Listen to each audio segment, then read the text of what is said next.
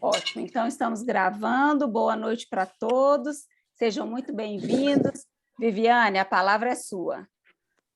Obrigada, Mariana. Boa noite para todo mundo, né? Mais uma vez aqui em nome da Sociedade Mineira, agradecer a todos os presentes aqui que estão nos prestigiando em mais uma esquina do reumatismo. A Mariana já explicou, porque parece que tem algumas pessoas aqui novas, né?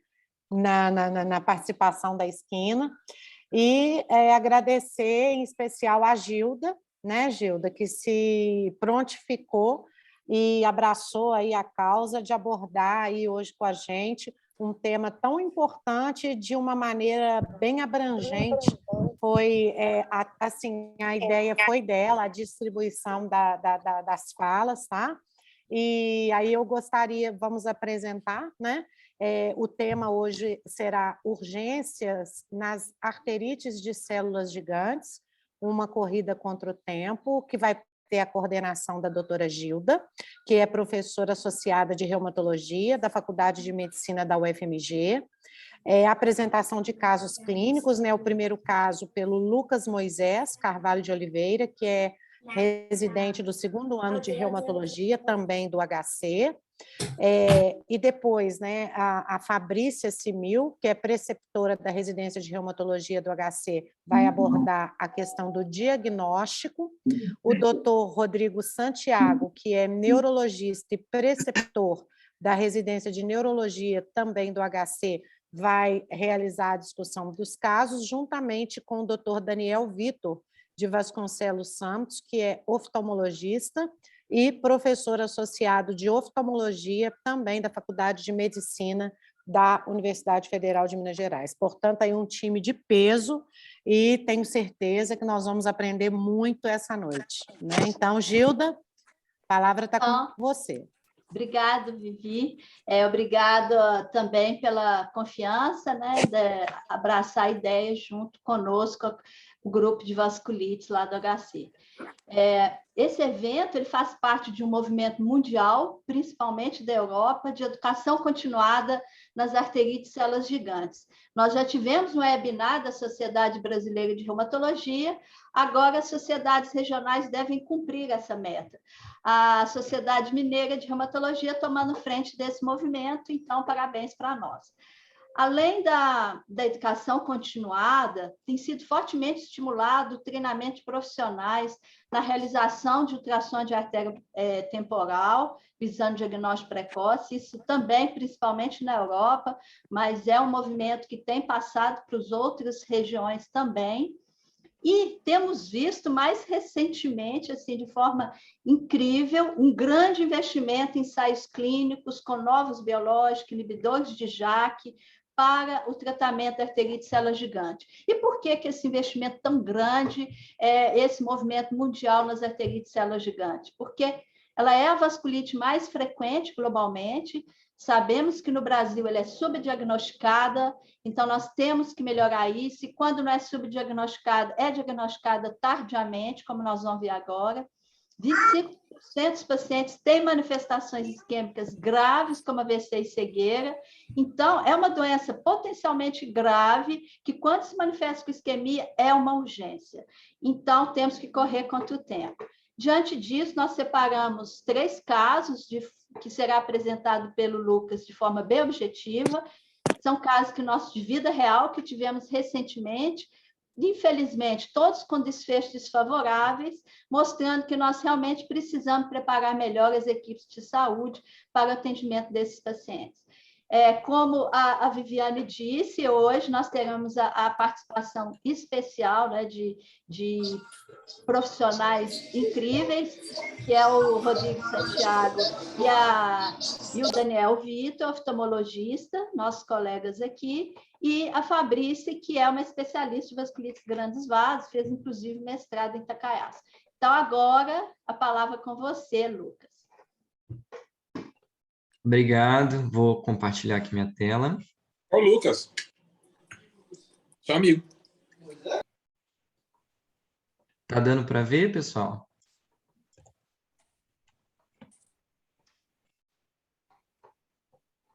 Tá dando para ver a Certinho, tela? Tá Lucas. ótimo. Sim, tá certinho. Tá joia, pessoal. Então, boa noite a todos. Sejam bem-vindos à Esquina do Reumatismo. Hoje nós vamos falar de urgências nas arterites de células gigantes, uma corrida contra o tempo. Meu nome é Lucas Moisés, eu sou residente de 2º ano de reumatologia do HC, e para mim é uma honra, né, aceitar esse convite da Gilda, e uma responsabilidade enorme falar desse tema aqui para vocês, né? Então, eu queria agradecer a orientação da Gilda, da Fabrícia, da Ana, e vamos dar início aos nossos casos clínicos, né? Então, vamos lá. O primeiro caso é um homem de 67 anos, ex-tabagista, com carga tabágica alta, etilista diário, e o quadro clínico dele começou com uma maurose súbita no olho direito, que foi avaliado pela oftalmologia na cidade de origem, e depois de 7 dias, ainda sem um diagnóstico, ele evoluiu com a maurose súbita do olho esquerdo e foi encaminhado ao Hospital São Geraldo. No Hospital São Geraldo, a avaliação da oftalmologia identificou uma oclusão da artéria central da retina no olho esquerdo, e esse paciente recebeu tratamento com terapia tópica. Depois de 4 dias, foi solicitada interconsulta com a neurologia e com a reumatologia. Na anamnese especial e na revisão de sistemas foi identificada uma hipoacusia de início recente, claudicação de mandíbula, uma febre assim, muito duvidosa, a anamnese, e o exame físico sem alterações. Foi solicitada uma propedêutica. No laboratório a gente encontrou provas de atividade inflamatória elevadas, com sorologias e complementos normais, a punção lombar, um líquor com uma hiperproteinorraquia, exames de imagem sem grandes alterações, exceto o Doppler de vasos oculares, que já mostrou esse fluxo da artéria central da retina em olho direito ausente, com as ciliares vicariantes, e o Doppler de carótidas vertebrais com estenose acima de 50% da vertebral esquerda, mas nada no território carotídeo. Foi também solicitada uma biópsia de artéria temporal, foi realizada, mas o laudo dessa biópsia só foi ficar disponível depois de alguns dias. Então, diante desse contexto, um paciente com uma maurose súbita associada a uma hipoacusia recente, uma claudicação de mandíbula e provas de atividade inflamatória elevadas, diante disso, foi feito o diagnóstico presuntivo de arterite de células gigantes e foi iniciado tratamento com metilprednisolona 5 gramas, seguido de prednisona 1 miligrama quilo. Esse paciente recebeu alta para neurologia e com solicitação de interconsulta com a reumatologia, a depender do resultado da biópsia. 30 dias depois, a gente teve o resultado dessa biópsia. Na biópsia, houve um infiltrado inflamatório mononuclear na parede da artéria temporal, espessamento da camada íntima com fragmentação da limitante elástica interna, e não foram observadas células gigantes multinucleadas. Conclusão dessa biópsia, uma arterite crônica. Mas, em nota, eles colocaram que, embora esses achados eram inespecíficos, não afastam a possibilidade de arterite de células gigantes, porque houve a presença de uma natureza saltatória dessas lesões. Então, o segmento ao longo aí de 90 dias, começamos o tratamento com metotrexato, foi feito o desmame progressivo da prednisona, mas esse paciente mantém baixa acuidade visual bilateral ao longo do segmento. Então, esse foi o nosso primeiro caso. Já o nosso segundo caso é um homem também da mesma idade, 67 anos, que já vinha em investigação ambulatorialmente para uma poliartrite, inicialmente com o diagnóstico de artrite reumatoide com fator reumatoide em baixos títulos e uma polimialgia reumática associada. Previamente já teve uma trombose de membros inferiores, usa anticoagulantes orais, já usou metotrexato, leflunomida, e recentemente estava em uso de hidroxicloroquina, não tinha assim uma atividade articular importante que justificasse retorno de metotrexato ou leflunomida. Esse paciente, então, evoluiu com uma baixa acuidade visual súbita no olho esquerdo, associado com uma cefaleia de início recente, claudicação de mandíbula e sintomas constitucionais. Foi, então, encaminhado para avaliação no Hospital São Geraldo. A oftalmologia, depois de um dia da maurose, avaliou no São Geraldo. A hipótese diagnóstica da oftalmologia foi de uma neuropatia óptica isquêmica anterior arterítica. A neurologia foi contatada imediatamente e, no mesmo dia, foi feito um ultrassom de artéria temporal com sinal do halo, TC de crânio normal.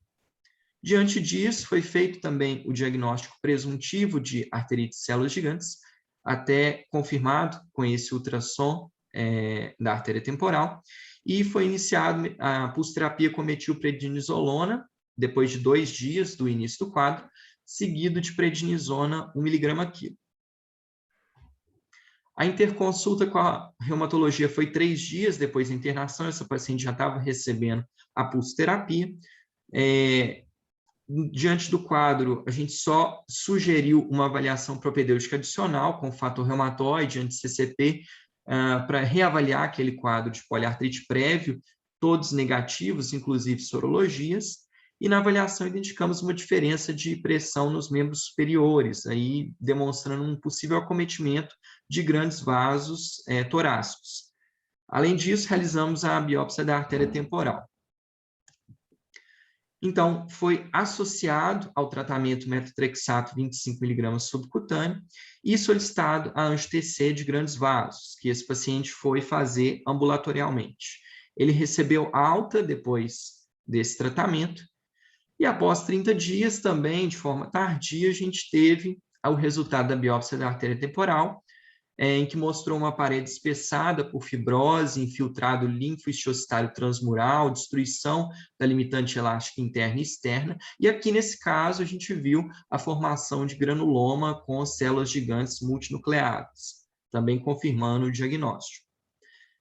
Mas, antes que esse paciente pudesse realizar anjo-TC e antes que ele pudesse retornar para o segmento ao longo de 90 dias, ele faleceu de AVE isquêmica. Bom, esse foi o nosso segundo caso. Agora a gente vai para o nosso terceiro caso. Aqui já é uma mulher, também de 67 anos, como os outros pacientes, hipertensa, já vasculopata, coronariopata e ex-tabagista. Essa paciente também evoluiu com um quadro de baixa acuidade visual em olho direito, já no mesmo dia evoluindo para amaurose, associado com cefaleia de início recente, sintomas constitucionais, hiporexia, astenia. Foi avaliada na oftalmologia na cidade de origem, sendo prescrito corticoterapia por apenas 5 dias. Ela melhorou parcialmente os sintomas, mas manteve a amaurose no olho direito. Depois de 30 dias do início do quadro, ela evoluiu com a amaurose do olho esquerdo, né? Baixa acuidade visual com a amaurose do olho esquerdo no mesmo dia. E manteve a cefaleia temporal na região esquerda. Diante disso, essa paciente foi encaminhada ao Hospital São Geraldo depois de 7 dias da amaurose do olho esquerdo e já 37 dias da amaurose do olho direito. O exame físico sem nenhuma alteração, laboratório com provas de atividade inflamatória elevadas, mas complemento, perfil de cálcio e sorologias normais, e a avaliação oftalmológica de urgência no São Geraldo mostrava uma paciente sem percepção luminosa em ambos os olhos, o olho esquerdo ainda tinha um edema do disco óptico, alargamento do nervo óptico, maculopatia, hipotonia do olho direito, do olho esquerdo, desculpa, limitação de abdução, pitose palpebral do olho esquerdo, já com acometimento extraocular, e no olho direito, um disco óptico hipocorado com escavação aumentada e também sem percepção luminosa. Diante disso, foi sugerida uma avaliação com ressonância de crânio urgente e no ambulatório de neurooftalmologia.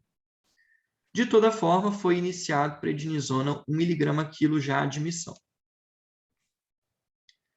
A propedêutica adicional também no dia da admissão mostrou a ressonância de crânio, uma neurite óptica esquerda, ateromatose com oclusão luminal subtotal em artéria cerebral posterior direita, a anjo-TC de aorta e seus ramos, um espessamento parietal liso e concêntrico da aorta. Então, diante da hipótese de arterite de células gigantes, essa anjo-TC nos fala a favor de um acometimento de grandes vasos torácicos.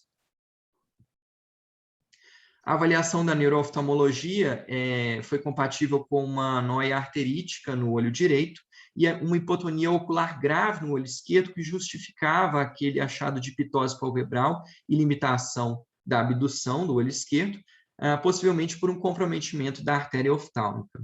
Foi feito também um duplex de carótidas e vertebrais. Aqui a gente já identificou também uma artéria temporal direita com espessamento médio intimal, o halo hipoecóico saltatório, e foi feito também a biópsia da artéria temporal, mas eu coloquei aqui em segundo plano, porque a gente também não teve esse resultado no momento do manejo dessa paciente. Bom, diante de toda essa propedêutica adicional, ficava claro para a gente a hipótese diagnóstica de arterite de células gigantes. Foi feito, então, o tratamento com metilprednisolona 3 gramas, seguido de prednisona 1 miligrama quilo, e iniciado já o metotrexato subcutâneo 15 miligramas a alta. 30 dias depois, a gente teve o resultado das sorologias. Essa paciente demorou um pouco mais para a gente conseguir FAM, ANCA, e outras sorologias que vieram todas negativas, e tivemos o resultado da biópsia da artéria temporal. A parede da artéria com infiltrado mononuclear, com células gigantes multinucleadas, confirmando para a gente o diagnóstico compatível com a arterite temporal. E o segmento de 90 dias dessa paciente foi aumentado o metotrexato até 25 miligramas e desmamado o corticoide completamente. Mas essa paciente também mantém a maurose sem percepção luminosa bilateral. Então, diante desses 3 quadros, eu pergunto para vocês, o que vocês veem que todos esses pacientes têm em comum? Eu fecho aqui a apresentação dos casos com essa provocação. Queria que cada um pensasse aí o que identificou de comum nesses casos, para a gente discutir num segundo momento. Tá? Muito obrigado. Era isso. Muito obrigada, Lucas. Você brilhou, conseguiu colocar 3 casos complexos, difíceis, de forma muito objetiva. Muito obrigada. E agora, então, nós teremos a apresentação da Fabrícia Simil, que, como eu disse, é uma especialista em vasculites da Comissão de Vasculite da Sociedade Brasileira e tem dedicado bastante a esse tema. Por favor, Fabrícia. Boa noite, gente. É um prazer estar aqui com vocês, sobre a coordenação da Gilda, que foi minha orientadora do mestrado, e da Josélia, que está aí com a gente na comissão. E um tema bem, assim, de discussão ampla, e que aborda aí várias especialidades, né? Vocês estão conseguindo ver? Deu para compartilhar? Sim. Deu sim. Deu sim. Então, na verdade, eu vou falar um pouquinho, bem rápido, assim, para depois a gente deixar para discussão, sobre o ultrassom das artérias temporais, né? Então, qual que seria o valor do ultrassom, principalmente o ultrassom Doppler, na arterite temporal? Então, o que, na verdade, a gente vai ver no ultrassom? É a presença do sinal do halo, que eles avaliam como espessamento de parede homogênea, hipoecóica e não compreensível. E esse achado tem uma sensibilidade de 77% e especificidade de 96%. É claro que todo exame complementar, ele deve ser feito sempre com valor preditivo pré-teste. Então, se a gente tem um paciente que tem uma chance maior do que 50%, 60% de ter a doença, quando a gente faz um ultrassom, um exame de imagem, a gente aumenta o valor preditivo pós-teste e aí o diagnóstico fica mais, a gente tem mais assertivo no diagnóstico do paciente, né? O que os estudos colocam é que o ultrassom, ele depende muito da experiência de cada centro, ele é muito examinador dependente. E que é necessário um treinamento do profissional, principalmente em artéria temporal, para achar os sinais que são considerados de atividade. Então, em vigência de um centro que tenha um profissional de excelência, a gente pode usar o ultrassom como diagnóstico de arterite temporal, principalmente de forma craniana. Alguns guidelines falam que se você não tem esse especialista, ou se você não tem a experiência do ultrassom, então que ele não seja feito e a gente passe para outras propedêuticas, como, por exemplo, a biópsia de artéria temporal. Passando, então, para a biópsia, se a gente não tem a opção do ultrassom, por exemplo, ela deveria ter pelo menos 1 centímetro de comprimento. A biópsia com valores menores, ela perde um pouquinho na sensibilidade e na especificidade. Idealmente, ela deve ser realizada com até 2 semanas do início do corticoide, né? Geralmente a gente vê que, pelo que o Lucas apresentou, os casos, eles entram como uma urgência mesmo. Então, a gente tem que tratar independente do exame diagnóstico. Mas se, a partir do momento que o paciente fez o tratamento, melhorou, e se você quiser fechar o diagnóstico, a biópsia ou ultrassom, idealmente, deve ser feita até 2 semanas do início. A biópsia guiada por ultrassom não mostrou melhores resultados, exatamente porque o achado ele não é linear, né? Ele pode ter acometimentos segmentares da artéria. Então, mostrar-se guiada por ultrassom não mostrou benefício.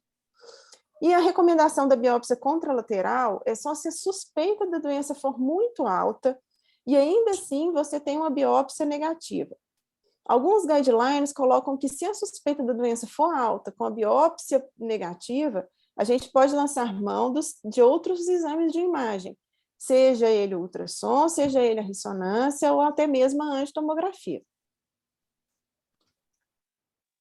Qual seria, então, o papel da artéria axilar? Então, quando a gente tem uma suspeita muito alta da arterite de grandes células, a gente pode usar métodos de imagem. Na verdade, hoje os guidelines recomendam que não se faça a biópsia da artéria axilar, porque ela vai aumentar aí apenas 2, 3% de sensibilidade. O que a gente deve fazer é realmente exames de imagem, principalmente angiotomografia, angiorressonância, para avaliar acometimento de grandes vasos. Então, se o paciente tem suspeita, não tem a forma craniana, exames de grandes vasos, da aorta e seus grandes ramos torácicos ou até mesmo abdominais, eles podem nos ajudar no diagnóstico. Se a parte craniana, que é o que o Lucas mostrou dos 3 pacientes, que tem um grande acometimento da artéria temporal e dos ramos da mesma, principalmente ramos oculares, artéria ciliar, as artérias oftálmicas, né? Nesses casos, a gente lança a mão da angiorressonância ou da angiotomografia, com abordagem de carótidas, e a gente pode, sim, fazer ressonância da artéria temporal. E é a mesma recomendação. Se existe excelência na avaliação da angiorressonância e da angiotomografia da artéria temporal, se existe um especialista nesses exames, a gente pode lançar mão, que a gente pode conseguir o diagnóstico através do exame de imagem. Então, hoje, o que a gente vê é que os exames de imagem vieram como auxiliares, menos invasivos, talvez mais fáceis de serem feitos se a gente lançar mão deles e tiver um especialista capaz de realizar, e talvez até muito mais rápido, porque o que a gente vê quando a gente faz a biópsia, o resultado em alguns centros, como, por exemplo, infelizmente no nosso hospital, demora aí às vezes 30 dias. Então, a gente vai tratando o paciente, o diagnóstico é feito muito tardiamente. A vantagem dos exames de imagem é que a gente vai ter aquele diagnóstico quase que de imediato, né? Quanto mais rápido a gente tratar, mais rápido a gente vai ter, menos sequelas a gente vai ter. A gente tem que lembrar que é uma doença que acomete pacientes aí já com mais de 60 anos, na maior parte das vezes, que já tem, às vezes, uma saúde debilitada e que, ocasionalmente, ou se a gente não suspeitar rapidamente, esses pacientes podem evoluir para cegueira. E a qualidade de vida deles pode piorar. Tá, então, sobre a parte do diagnóstico é isso, e vou deixar a parte da discussão, que eu acho que vai acrescentar muito, e eu estou aqui à disposição até para a gente discutir também o papel dos exames de imagem. Muito obrigada, Fabrícia, também foi excelente, brilhou como sempre. E agora eu passo a palavra, então, para o Dr. Rodrigo Santiago, que vai discutir o papel da neurologia na abordagem das arterites células gigantes. Por favor, Rodrigo. Oi, Gilda. Tudo bem? Eu queria apresentar só algumas imagens aqui. Lógico que eu vou querer fazer uns comentários também. Eu só preciso de um auxílio aqui. Como é que eu faço para apresentar? Deixa eu só ver aqui. É no share screen, embaixo. Sim, verdinho. vou lá embaixo aqui. Isso. Share screen. Deixa eu só colocar até a apresentação aqui de uma vez.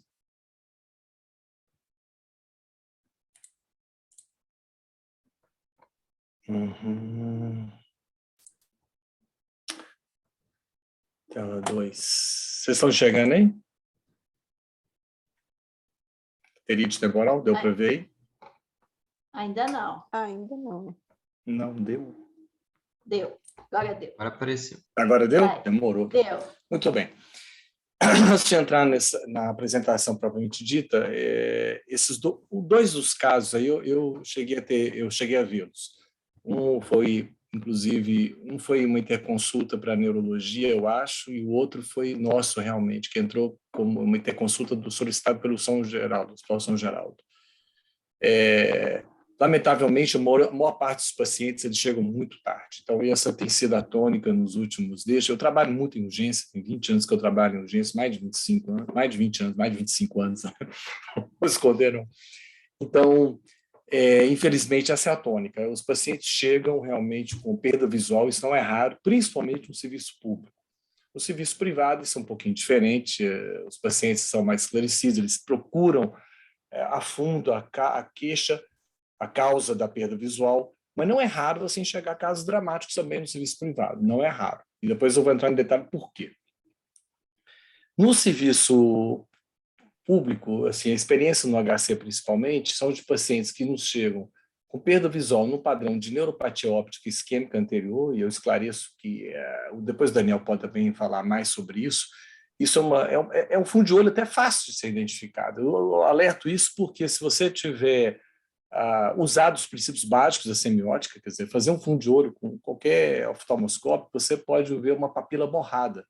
Então, essa neuropatia óptica ela já ajuda com esse diagnóstico. Se você está pensando e já se visibiliza isso em um dos olhos, você pode poupar o segundo olho da mesma evolução, porque a doença tem essa característica, ela é assimétrica. Então, ela começa de um lado, passa para o outro. Não estou dizendo que não possa ser bilateral, mas ela é invariavelmente assimétrica, é isso que eu tenho visto na prática. Então, dá tempo de você poder atuar no segundo olho se o primeiro já sofreu as injúrias da isquemia, né? O olho tem uma perfusão basicamente pela artéria oftálmica, você tem a artéria central da retina, que tem um quadro que é um pouquinho diferente, mas que tem um fundo de olho muito específico também. A obstrução da artéria central da retina, a isquemia dela, você vai ter a mancha vermelha de cereja, que eu vou mostrar uma imagem logo a seguir. E na neuropatia óptica isquêmica anterior, você vai ter uma papila borrada, uma papila toda feiosa, vamos assim dizer. Você olha para um lado, você vê uma papila bem nítida, sem nenhuma alteração, você vai para o outro lado, você vê uma papila mal identificada. Se alguma coisa está errada aqui. Isso se você já está pensando, a sua suspeição diagnóstica aí pode indicar já até a etiologia. Tá? Existem algumas apresentações que, quando não é de perda visual, que eu já vi aqui também no hospital, muito bizarras. Eu já vi diplopia. Então, eu acho que todo paciente acima de 50, 60 anos especificamente, né? Acho que aumenta muito mais a chance, mas 50 já pode ser, né? Você tem que pensar. Então, eu sempre oriento os residentes, em qualquer situação onde você tem nervo craniano envolvido, o nervo óptico é um dos nervos cranianos, né? O segundo nervo, você tem que abrir essa possibilidade. Seja uma diplopia, seja dor à mastigação, os ramos mesmo da musculatura envolvidos da mastigação. Em 2016, no New England Journal of Medicine, nós temos um trabalho que saiu sobre o chewing gum sign, sinal dos chicletes. O paciente vai mastigando chicletes à sua frente, isso várias vezes eu fiz isso, e o paciente começa a ter dor, associado à isquemia da mandíbula, né?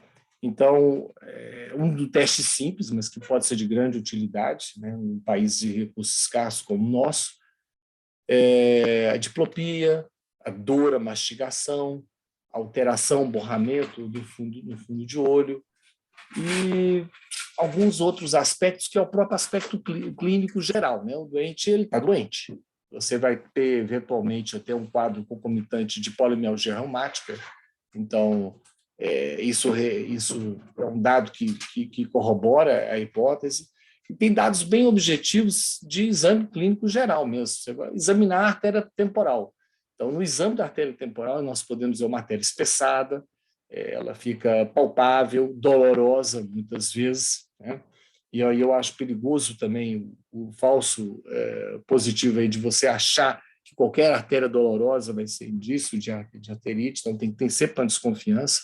Mas eu costumo dizer que é melhor você pecar sempre achando que é arterite do que você fazer o contrário. Eu acho que o erro é bem menor. Eu vou mostrar que, algum tempo atrás, eu comecei a me envolver muito com ultrassom neurológico. Então, motivado pelo uso de ultrassom em outras áreas, principalmente nervo periférico, eu comecei a voar para outros campos. E aí, um dia no hospital, os dois casos que estão aí apresentados, eu tive a oportunidade de fazer ultrassom deles. E aqui, vocês estão vendo essa imagem? Foi o meu primeiro contato com o sinal do halo. Eu nunca tinha visto, eu tinha estudado, estudei o caso e fui tentar achar. Eu comecei a fazer. Difícil, não é um exame fácil, porque a artéria temporal é sinuosa, o curso dela, então você tem que ir seguindo, mapeando a artéria. E aqui, eu não sei se eu vou conseguir mostrar para vocês, ou se eu tenho aqui um apontador laser. Nós temos aqui um sinal hipoecóico ao lado da artéria. É interessante que quando você comprime, eu não achei o vídeo, tinha um vídeo aqui que mostrava exatamente, palpava, quando você comprime com o probe que você está usando aqui eu usei um probe de 22 Hz, um probe que é muito bom para subcutâneo.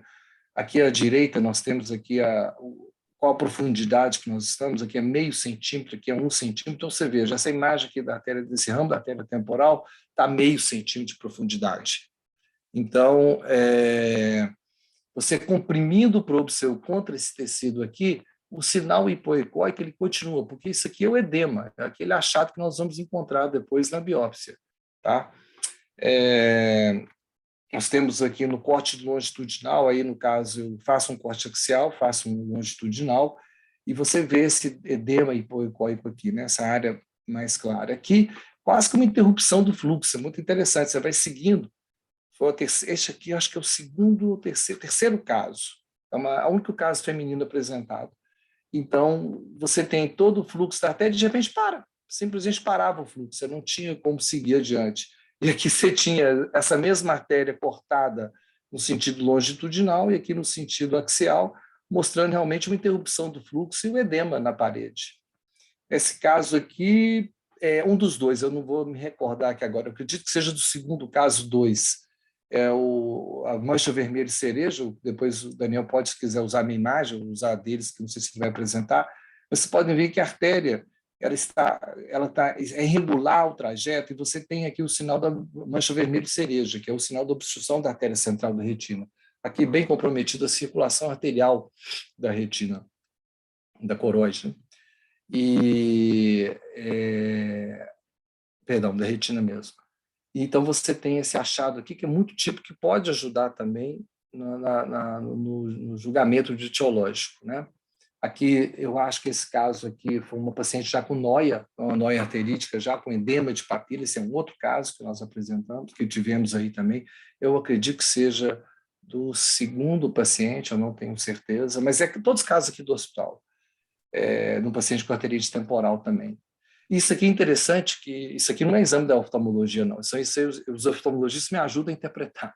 Normalmente, eu tenho um Wire, que é um retinógrafo portátil, que você consegue usar no pronto-socorro, e para nós, neurologistas, isso é um achado. Então, nós temos usado, principalmente as interconsultas do São Geraldo, com perda visual, nós temos feito de rotina em todos os pacientes nossos, e nós temos deparado com imagens muito interessantes. Aqui, exatamente a mesma coisa, né? Então, nós temos usado sempre o ultrassom, nós temos usado o Wire, para caracterizar a síndrome de perda visual oftalmológica, e uma regra que tem sempre, quando vamos falar em arterite, é aquela máxima: qualquer paciente com cefaleia, que é o sintoma cardinal, independente se tem perda ou não tem perda visual, independente de claudicação de mandíbula, se esse paciente tem cefaleia nova a partir de 50 anos, ele tem que ser abordado como um paciente com possível arterite temporal. Essa é a regra, a lição principal, eu acho que não pode passar batido. Eu acho que se nós fizermos isso, nós vamos aliviar, aí, ou pelo menos mitigar bastante a perda visual de uma boa parte da população vulnerável, né? É isso que eu tinha para dizer. Eu espero que o Daniel possa acrescentar mais algo aí para a gente. Então, muito obrigada, Rodrigo. Agora, o Rodrigo contribui muito com a Sociedade Mineira. Recentemente, ele esteve aqui falando para a gente polineuropatia. Então, eu agradeço muito a sua boa vontade de retornar tão perto.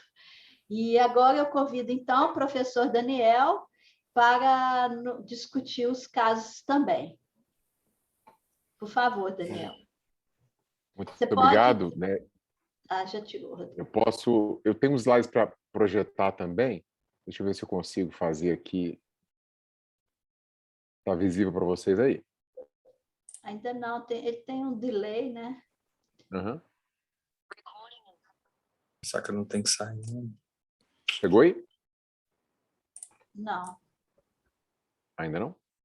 Rodrigo já descompartilhou, né, Rodrigo? Eu tenho que descompartilhar. Estou tentando descompartilhar. Calma. Isso. Ainda está compartilhada a tela já do consegui. Rodrigo. Pronto, agora apareceu a aula do Daniel. Chegou aí? Bom, são poucos slides, só para, na verdade, procurar ilustrar um pouco o que o Rodrigo colocou já muito bem aí. Então, primeiro, queria manifestar minha satisfação de estar com vocês aqui hoje à noite. Eu acho que é sempre muito bom estar aí interagindo, né, com equipe multidisciplinar, colegas de várias áreas diferentes. Eu acho que a gente acaba aprendendo muito junto.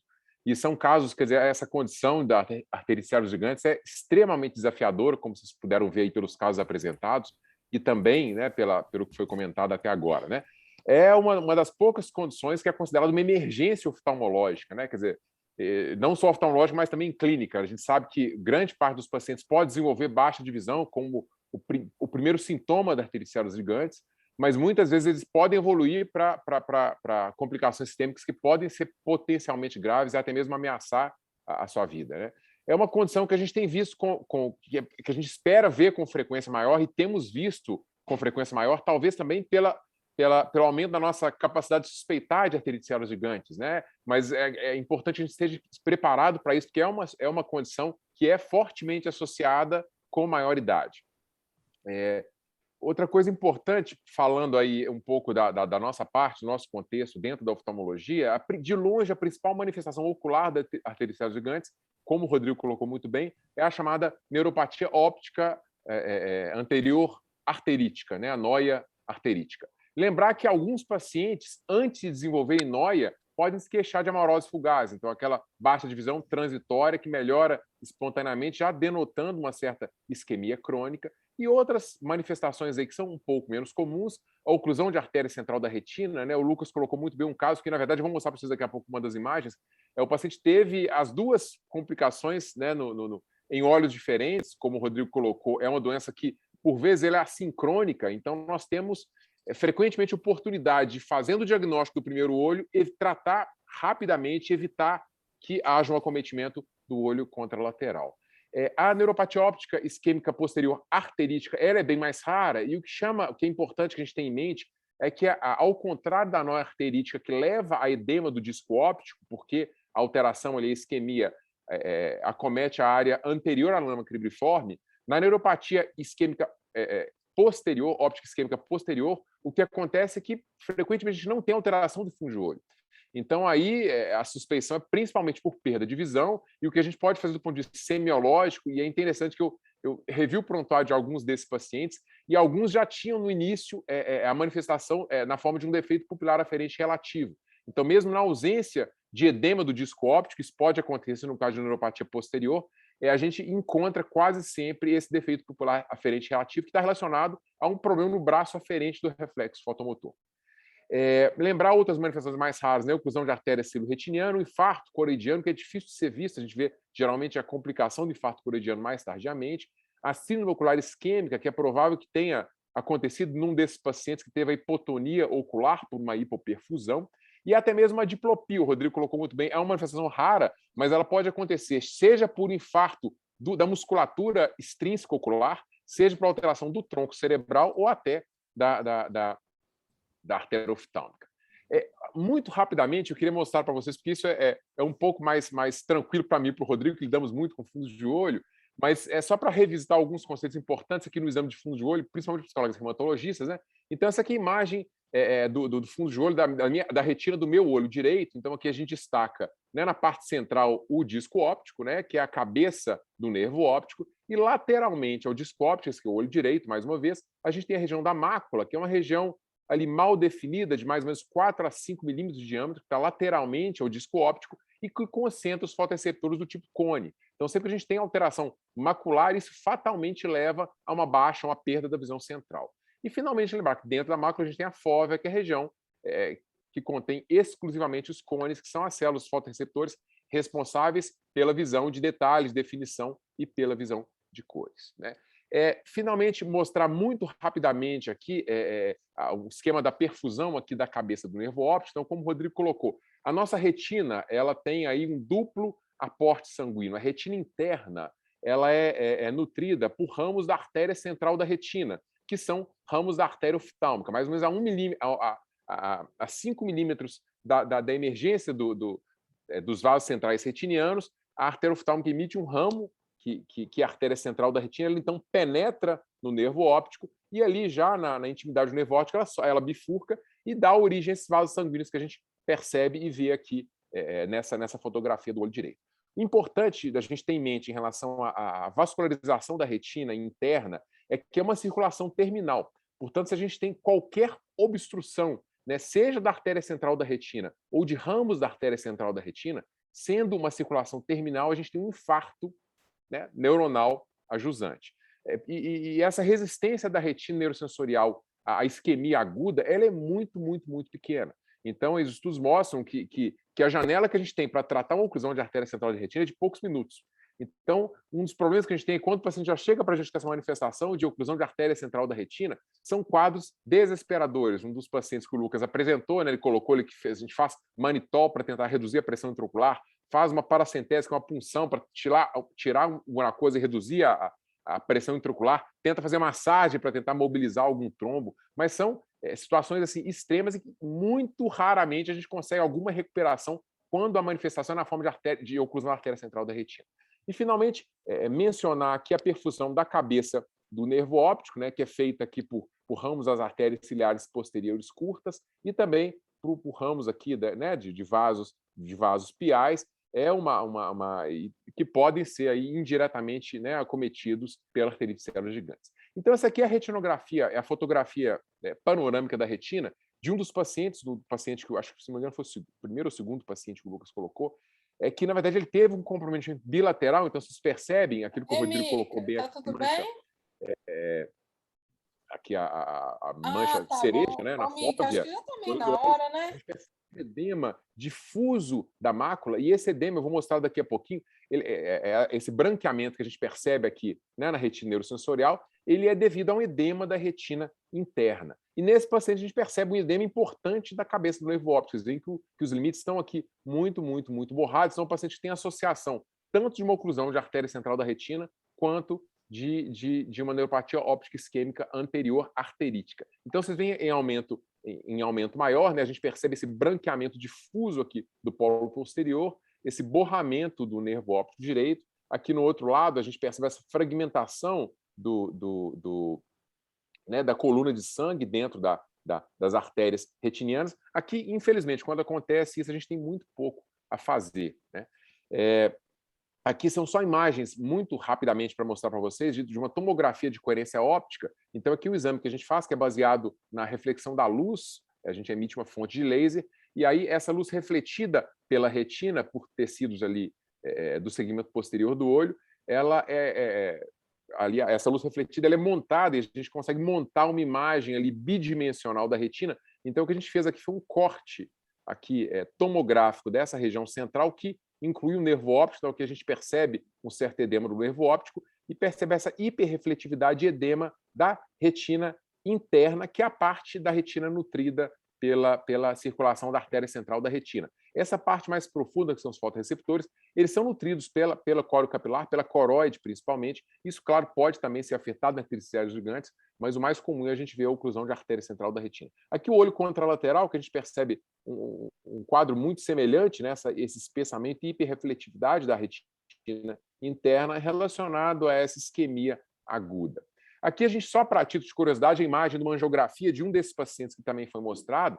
Então, esse exame a gente punciona a veia antecubital, faz a injeção de fluoresceína, que é um contraste hidrofílico, e aí documenta o trânsito desse contraste na retina. Essas imagens de cima são do olho direito, as imagens de baixo são do olho esquerdo. Então, eu queria chamar a atenção para vocês aqui, já com 20, 30 segundos, a gente já espera a chegada do contraste na retina e uma rápida perfusão da rede vascular retiniana. Vocês veem que aqui, com 30 segundos, quase só a cabeça do nervo óptico é perfundida. Passados mais 3 minutos, a gente percebe que o contraste ele quase não progride, né? E aqui na fase mais tardia, ele enche um pouco mais, mas aqui já com 10 minutos de perfusão, a gente percebe que ainda existe uma ampla área da rede arterial periférica retiniana desse olho direito sem perfusão. Aqui no olho esquerdo, a gente percebe perfusão quase que nenhuma, mas, por outro lado, uma hiperfluorescência muito importante da cabeça do nervo óptico, que é indicativa da neuropatia óptica isquêmica anterior arterítica, que acontece com frequência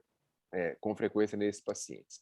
Então, para finalizar, lembrar que é uma emergência clínica e também oftalmológica, né, quando a gente tem a sorte de abordar esses pacientes precocemente, aí com terapia corticosteroides agressivamente, a gente pode conseguir reverter, sobretudo, o comprometimento da neuropatia óptica isquêmica anterior. A oclusão de artéria central da retina, fatalmente, quase invariavelmente, infelizmente, é irreversível.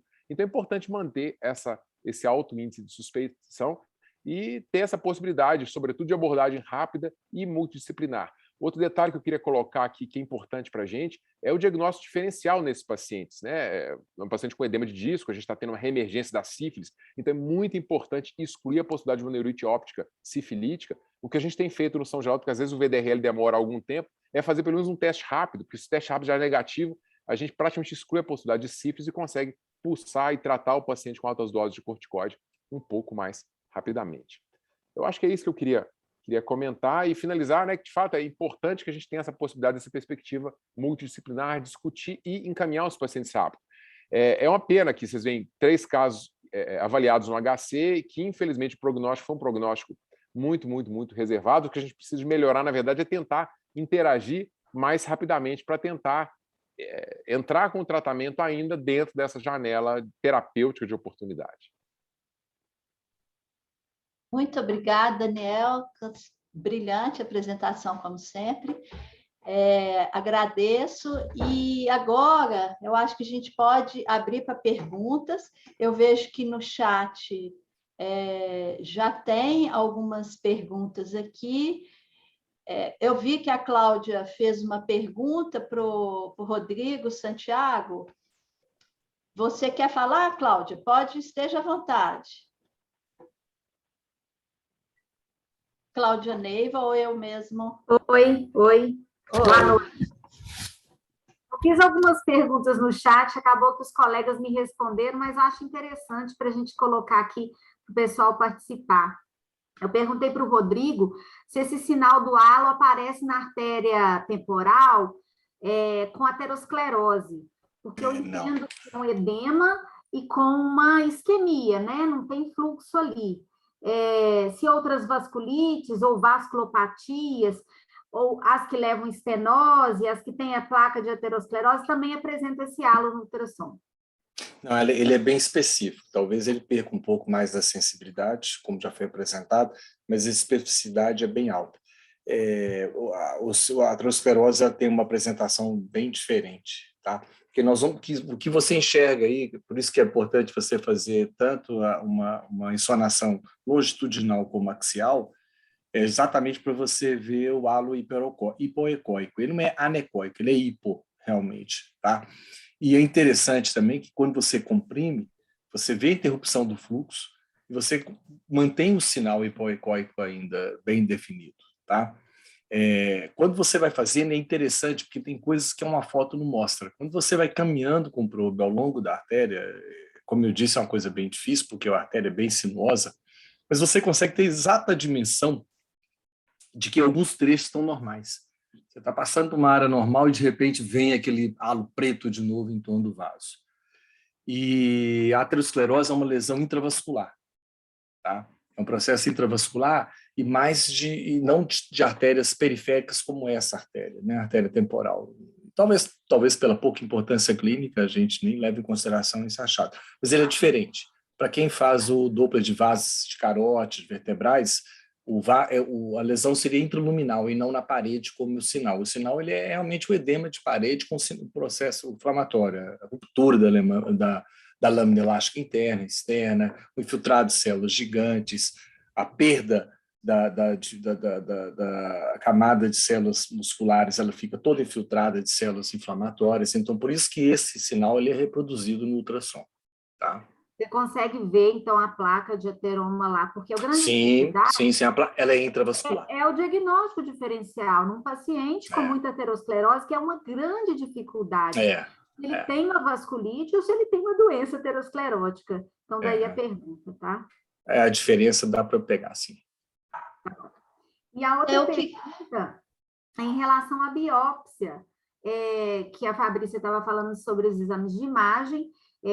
Eu já tinha lido a respeito alguma coisa nesse sentido, se a biópsia pode ser substituída pelos exames de imagem, tanto ultrassom quanto a antirressonância. Oi, Cláudia, boa noite. Eu respondi, pode. Assim, a gente tem os dois grandes guidelines da Reumato, que é o EULAR e o ACR, que eles se contrapõem aí, né? Eles se contradizem. Mas, na verdade, o ACR, eles não têm, assim, os Estados Unidos, eles fazem o guideline voltado para eles, né? Eles não fazem voltado para a população mundial. Então, o que acontece? Assim, quando o ACR coloca que eles optam pela biópsia, não pelo ultrassom, eles colocam muito claro que eles não têm um profissional treinado para o ultrassom. É aquilo que o Rodrigo colocou, o ultrassom de artéria temporal, ele é difícil de ser realizado. Tem gente que nem consegue encontrar pelo ultrassom a artéria, né? Então, realmente, se você tem um profissional treinado e que você consiga ver os sinais de atividade, principalmente o sinal do halo, você pode não fazer a biópsia de artéria, tá? Pode fazer só o exame de imagem. A suspeição, e quando o ultrassom ele é negativo, ou seja, você não encontra o sinal do halo, mas você tem uma alta suspeição, você pode fazer uma angiotomografia, uma angiorressonância de grandes vasos, né, ali da aorta e seus ramos, e ainda assim você ter o diagnóstico, tá? Só queria falar uma coisinha que o Rodrigo passou, realmente a doença aterosclerótica ela é diferente, inclusive no Takayasu, os radiologistas conseguem diferenciar, né, o edema de parede da doença aterosclerótica, que muitas vezes apresenta-se com calcificação intravascular, e não na parede, com sinal de halo. E o que é interessante é que na artéria temporal, a gente pode encontrar o halo nas vasculites ANCA positivas. Então, isso a gente tem que ter em mente que existem algumas doenças, inclusive reumatológicas, que mostram o sinal do halo, né? Então, eu acho que a suspeição clínica vem primeiro e o exame de imagem vem para corroborar a nossa suspeição. Agora, antes de passar para as perguntas dos demais, só completando o que a Fabrícia falou, no Congresso, o ACR, o último, houve um debate lá, biópsia contra ultrassom, e aí a gente viu que realmente os europeus estão muito na frente na parte de imagem por ultrassom e ressonância em relação aos Estados Unidos. E o que foi interessante, que o professor da Alemanha deixou muito claro, é que eles se organizaram na Alemanha, que cada região tem um especialista em ultrassonografia de artéria temporal, de plantão 24 horas. Então, qualquer queixa de cefaleia de início recente, ele tem que chegar nesse especialista, preferencialmente até 6, mas no máximo até 12 horas. Então, na Alemanha, a coisa está muito redondinha. Eu acho que o resto da Europa está correndo atrás. Nós temos uma colega de Portugal, Cristina, que veio no Brasil dar o treinamento.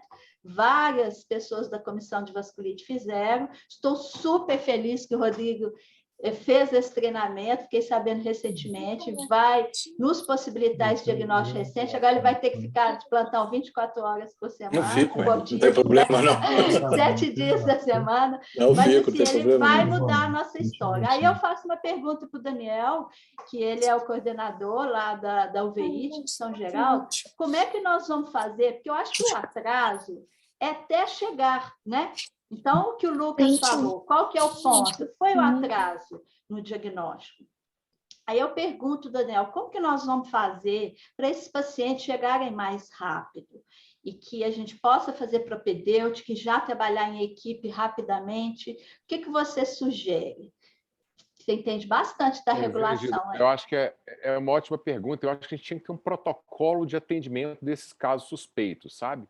Internar e priorizar. Um dos pacientes, eu revi o prontuário e o paciente foi encaminhado para o pronto-socorro e não tinha vaga. O pronto estava lotado, como sempre fica. E, infelizmente, o paciente não conseguiu atendimento. Foi encaminhado, foi uma UPA e não conseguiu, e voltou. Aí voltou no São Geraldo na semana seguinte, com a corrigida do olho contralateral. Então, infelizmente, assim, a gente tem uma dificuldade do SUS, na teoria, que é excelente. Na prática, a gente tem essas dificuldades. Acho que é importante reconhecê-las e a gente trabalhar. Eu fico imaginando, aí, por tudo que foi discutido até agora, que a gente deveria ter um protocolo institucional para abordagem desses casos. E, assim, com aí os papéis e responsabilidades de cada área, de cada colega, idealmente até internar esse paciente, né, e conseguir avaliá-lo com a maior rapidez e diligência possível, né? Infelizmente, a dificuldade que a gente tem o plano de comunicação também, né? O Lucas colocou, você pede uma interconsulta, demora 24 horas, mas 24 horas para casos como esses é demais. Então, acho que se a gente tiver alguma forma de ter um protocolo institucional, né, com os red flags direitinho, os alertas, tempo limite para contactar, para dar resposta. No exemplo do Rodrigo, eu estou disponível também o tempo todo, então precisando os contatos ali da equipe, para que a gente possa responder o mais rápido possível. E eu vejo, infelizmente, a gente depara com isso, inclusive no próprio São Geraldo, né? Às vezes assim, o paciente chega na urgência, é um plantonista geral que está olhando, e às vezes nem tem tanta formação naquela área, e vai encaminhar, e o paciente vai voltar 2, 3, 4 dias depois. E, infelizmente, isso pode ser muito tarde, né? Eu acho que o caminho seria mesmo de tentar bolar um protocolo institucional de abordagem desses casos da forma mais rápida possível. Eu quero fazer um rápido comentário em relação à biópsia de artéria temporal, porque eu fiz uma formação em meu pós-doutorado, foi nessa área de patologia ocular, fiquei 2 anos e meio em Los Angeles trabalhando, examinei muita artéria temporal, e acho que isso tudo que vocês colocaram é importantíssimo. Eu acho que a demora, muito embora seja o padrão ouro para diagnóstico, infelizmente não dá tempo da gente esperar o padrão ouro para suspeitar e para tratar. Então a gente trata muitas vezes antes antes da confirmação diagnóstica. Acho que a questão do ultrassom é fantástica. Mas só um comentário rápido, que na verdade não é nem só tirar aquele fragmento de pelo menos 1 centímetro, mas sobretudo quando for processar, fazer vários cortes ali, pelo menos a cada 1, 2 milímetros, para que você possa examinar segmentos diferentes da artéria. Não adianta fazer um corte pega um fragmento de 1 centímetro, faz um corte ali no meio. Não, a gente tem que multiplicar cortes ali seriados, né? Pelo menos ali 6 a 10 desse fragmento de 1 centímetro ou mais, e examinar aquilo ali, porque como já foi colocado muito bem aí, né? As alterações, elas podem acontecer de forma segmentar. Então, a ausência ali você pode não ter pegado um segmento alterado da artéria por não ter coincidido, né? E ali a vasculite, ela não é contínua. Outro comentário interessante também, que a gente teve vários casos lá de pacientes tratados previamente e que, de fato, não tinham aquele processo granulomatoso com células gigantes multinucleadas. Então, muitas vezes, só de você observar o processo inflamatório com clínica compatível, isso é diagnóstico de arterite temporal também. Então, a importância de não ficar muito preso. Tem que ter a célula gigante para chamar de arterite temporal. Não é o caso. Então, sobretudo em pacientes que já são tratados, você pode ter uma modificação do quadro histopatológico e isso aí não exclui também aquele diagnóstico. Então, acho que é importante a gente ter isso em mente.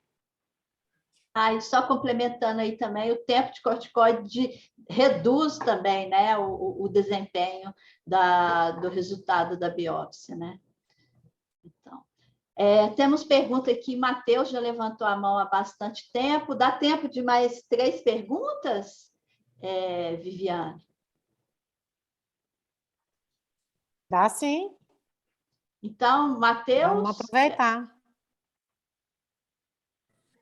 Podemos, então, acho que o Matheus não se pronunciou. Gilberto. E, em seguida, o Eduardo. Oi, boa noite, gente. Boa noite, Gilberto. Tudo jóia com vocês? Prazer te ver aqui. Prazer revê-los. Parabéns à Sociedade Mineira por mais uma esquina do reumatismo. Muito boas essas palestras, a apresentação do Lucas, dos colegas aí da Neuro, da Oftalmo, Rodrigo, Daniel, parabéns, muito boa a Fabrícia, né? Brilhando cada vez mais. Eu queria só um comentário a respeito dos casos. Talvez o Lucas, você, Gilda, possa... Eu observei que o tratamento, vou falar mais de tratamento, inicial foi bem diferente dos 3 casos. todos 3 tiveram desfecho muito ruim. E parece que do terceiro já foi dado prednisona, já pelo tempo já de evolução, pelas complicações, mais de um mês. Porque no primeiro caso deu 5 gramas de metilprednisolona, no segundo caso deu 3 gramas de metilprednisolona, e no terceiro prednisona oral. Algum comentário a respeito, porque é aquele caso que a gente pega na urgência, né, e nas 24 horas do diagnóstico, da suspeita, qual que é a rotina que a gente deve... Pois é, excelente pergunta, porque eu acho que vale a pena a gente falar um pouco de tratamento. Então, o paciente se suspeitou, qual que é a orientação, inclusive, que foi do EULAR? Suspeitou de arterite células gigantes, tem sintoma isquêmico, pulso de metil, na hora. Sim. Mesmo que você vai encaminhar para a propedêutica, a primeira coisa é suspeitou, pulso de metil, e aí você preferencialmente faz tudo ao mesmo tempo. Pulso de metil já começa, solicita a propedêutica e o acompanhamento, seja se chegou na neo e chama oftalmo e reumato, e vice-versa, chegou no oftalmo, chama os demais, mas a orientação do ELAR é essa. Suspeitou com sintoma isquêmico, pulso de metil. A forma de dar pulso de metil não tem assim tão estabelecido, a neuro gosta de 5 dias, nós gostamos de 3. A oftalmo eu acho que é junto com a reumato nisso aí, mas cada dia nós estamos diminuindo a dose da pulso de metil, né? Começou no lúpus, agora nas vasculites também, porque são pacientes idosos, cheios de comorbidade, então a tendência nossa é fazer doses menores, porque nós estamos vendo que 500 miligramas muitas vezes é o suficiente. E não precisa Gilda, mais que 3 dias, né? Mas... Posso acrescentar? Porque eu vi esses casos. Então, o terceiro caso era uma senhora diabética, ela tinha complicações clínicas muito frágil, a idosinha frágil. Me lembro muito bem dela. Senhora muito simpática, por sinal. E nós optamos por entrar com oral, porque ela estava cega. Ela estava cega. Já estava cega. E chegou tardio demais. É o pior dos 3 casos. Aquele que chegou com mais de 45 dias. Né? Exato. O primeiro e o segundo, eu já falta a memória aqui, eu não vou lembrar bem, mas eu acredito que seja a diretriz nossa tem sido essa. Se o paciente é muito grave, com um olho só, por exemplo, eu faço metil. E eu sou favorável a 3 dias por causa do espectro, da característica clínica desses pacientes. Como o Gilda falou, realmente são pacientes delicados. Muitas vezes diabético, hipertenso, idoso frágil. Então é complicado você entrar com dose de 5 dias, 1 grama convencional. 3 dias, 1 grama no máximo, ou 500, 3 dias. Eu concordo com você também. Eu tenho sido cada vez menos radical. O primeiro caso foi o da oclusão da artéria central da retina. Eu acredito que a pulso 5 gramas tenha sido pela gravidade. Medo de pegar o segundo olho. Isso. Né? Sim, pois é.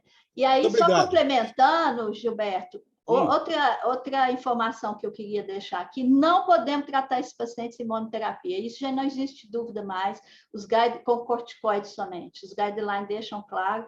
Então, o guideline americano segue a realidade deles, né, que seja isquêmico, tenha sintoma isquêmico ou não, indicam tocilizumab, não é a nossa realidade. Então, a nossa realidade é além do corticoide, seguiu a recomendação EULAR, que é o que temos em mão é o metotrexato mesmo, como poupador de corticoide, e naqueles casos refratários ou recidivantes, que é um percentual alto, aí nós associamos o tocilizumab ao metotrexato. Está em andamento um estudo que eu estou aguardando ansiosamente tem alguns anos e não sai, que é a comparação metotrexato com tocilizumab, é um estudo de não inferioridade, mas ainda acho que está nos finalmente, deve sair. Então, nós temos que pensar que só corticoide não, já vamos unir as nossas forças, trabalho multicêntrico aí, multiespecialidades, para, além do corticoide, somar imunossupressor e biológico. Eduardo. Obrigado. Obrigado e mais uma vez parabéns, Daniel. Viu, Mariana? Bacana. É muito Obrigada, rápido. Gilberto. Obrigada. Nada. A gente usa com muita frequência metotrexato como poupador de corticoide para doença inflamatória ocular, uveíte em geral, mas a nossa experiência, pelo menos em oftalmologia e uveíte, é de que o metotrexato é um pouco mais lento do que os outros imunomoduladores. assim, em geral, para a UVI, a gente espera até uns 6 meses para ter algum efeito. Eu vi que muitas vezes com 3 meses já estão suspendendo corticoide. Como é que tem sido isso né, nas vasculites sistêmicas em geral? Esse efeito é mais rápido? Sim, um pouco mais rápido, mas a gente vê que realmente o metrexato não dá conta de todos os casos graves, não, sabe? Então, é por falta de opção mesmo, sinceramente. Se eu tivesse acesso ao tocilizumab para esses casos com isquemia grave, paciente idoso, que eu sei que eu vou precisar reduzir o corticoide mais rápido por causa das comorbidades, a gente tentaria o tocilizumab primeiro. Mas, infelizmente, não temos esse acesso fácil, né? Por isso que a gente tenta o metrexato. A resposta é demorada, mas não tanto quanto 6 meses, mas às vezes até 3 meses. Por isso que a gente começa a reduzir, mas não tiramos. A tendência, nesse caso, não é tirar tão rápido. Eduardo. Boa noite, vocês me ouvem? Sim. Bom, boa noite, pessoal. Obrigado pela aula, pela apresentação, né? Trouxe bastante acréscimo e atualização aí no manejo da arterite, que ao longo dos anos eu tenho tentado não chamar de temporal, porque é preferido o termo células gigantes de fato, porque o temporal deixa a gente fixado como se fosse um problema apenas da artéria temporal, né? E é uma vasculite de grandes vasos com potencial de acometimento de outros locais. O Lucas fez uma pergunta provocativa, o que tinha em comum, não sei, porque eu estava em trânsito parte da aula, não sei se ela foi respondida, o que havia de comum nesses casos, né? Eu não sei se a resposta que ele esperava seria o retardo de diagnóstico, o retardo de tratamento e o desfecho negativo. E essa tentativa de evitar esse desfecho negativo, não olhando isoladamente nos locais onde nós trabalhamos, mas olhando para esses casos reais aí que sempre vêm de algum lugar, encaminhados e são atendidos, é a suspeição clínica, né?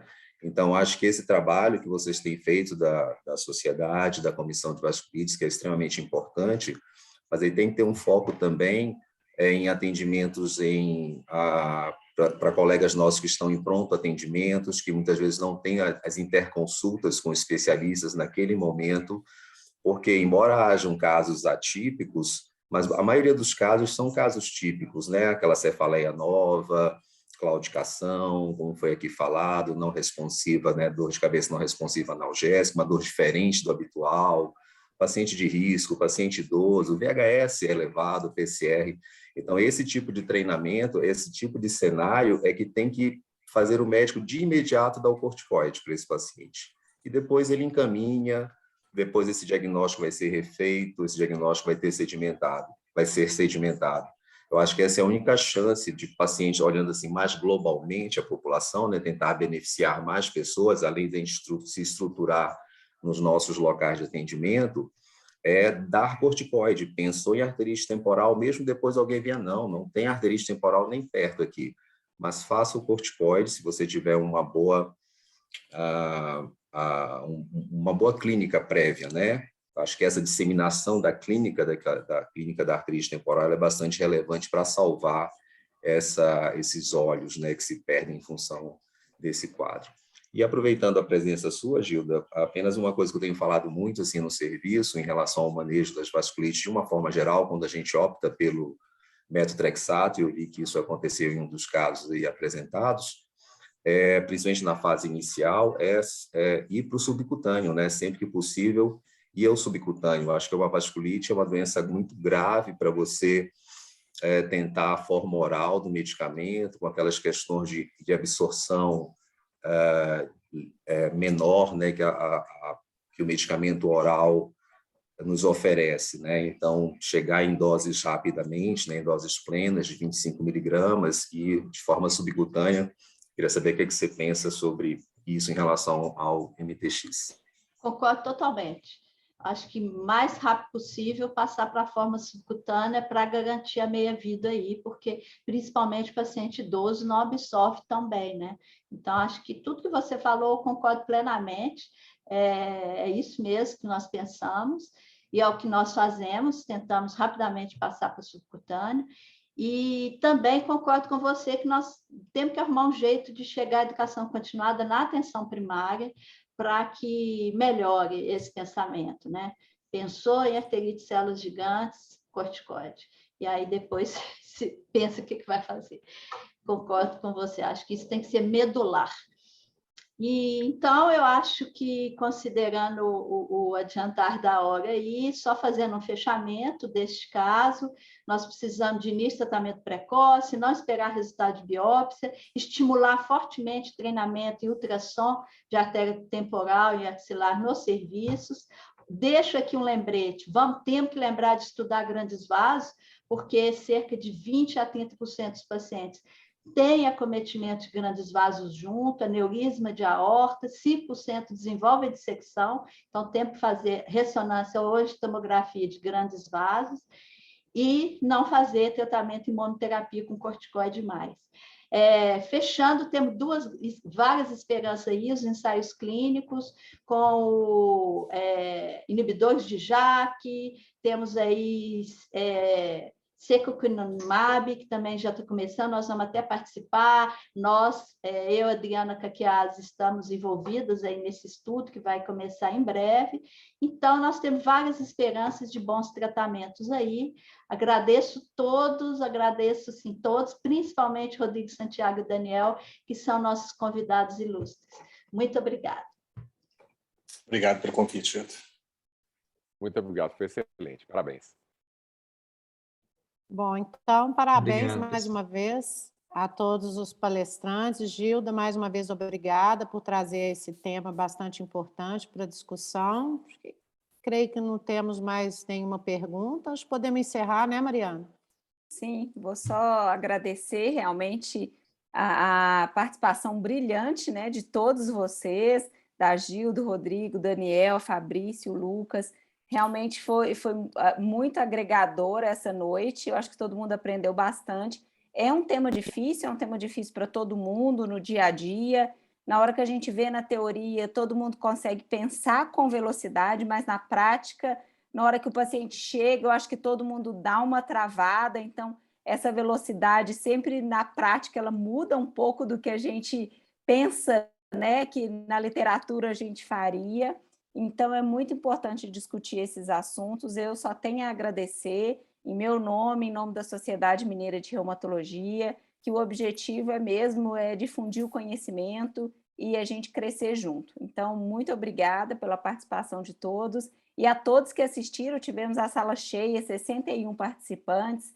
Então, todo mundo bem interessado. Obrigada a todos. Até as próximas. Até mais. Boa Tchau, noite, pessoal. lembrando da Jornada Boa Mineira, noite. né, Boa noite. gente? Mariana, não pode esquecer. Sim, é mesmo, 24 e 25, tanta coisa para falar, eu acabo esquecendo. Jornada Mineira de Reumatologia na Associação Médica, e é presencial, vai ser híbrido, mas quem for de Minas, gente, é para ir presencial, vai ser muito bacana, oportunidade da gente encontrar, da gente confraternizar, vai estar fazendo falta isso. Então, esperamos todo mundo lá na Associação Médica. Para quem é sócio da SMR, é gratuito a inscrição presencial. Então, estamos aguardando todo mundo. Ricardo Lage chegou e deu um tchauzinho. Tchau, até mais. Beijo, gente. Tchau, pessoal. Tchau, gente. Boa noite. Tchau, Boa noite. gente. Tchau. Obrigado, Valeu, pessoal. Boa gente. noite. Um abraço. Boa noite.